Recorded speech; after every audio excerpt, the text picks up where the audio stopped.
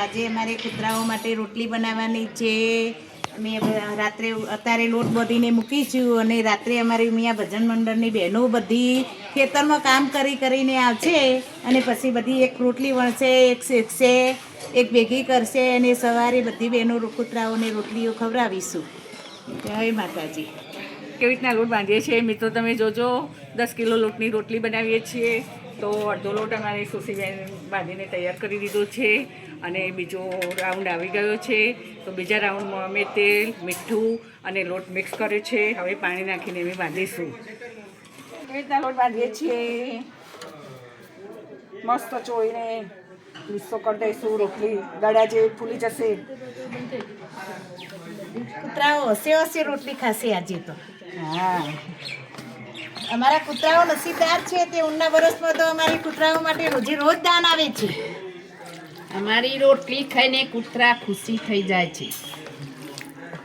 બસ કૂતરા માટે રોટલી બનાવી છે. ડીંગુ એ ડીંગુ બાંધવો છે ઘરે લોટ. આમાં ઢબુડી રોજ છે કૂતરાની રોટલીઓ બનાવીએ, રોટલા બનાવીએ એટલે હાજર જ હોય સૌ. તો ભગવાન એને પણ પૂન આપશે.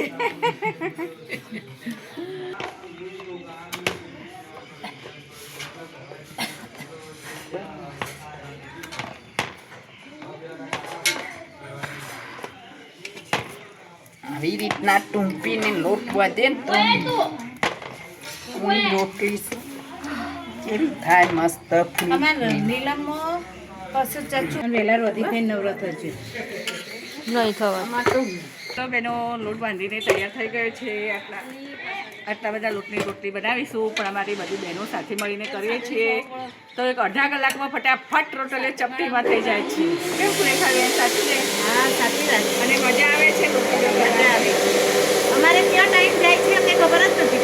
અમારા વિડીયો જોઈને તો બધા એમ કહે છે કે અમે પણ ત્યાં રહેતા હોય તો તમે મદદ કરાવવા આવીએ, અમને બહુ જ મજા આવે પણ અમે બહાર રહીએ છીએ. તમને કીધું આવતા રહો તમે પણ. કેટલા લોકોના કોમેન્ટો આવે છે કે અમે પણ રોટલા બનાવવા આવીએ, રોટલી બનાવીએ. તો મિત્રો આવી સેવા તમે પણ કરજો.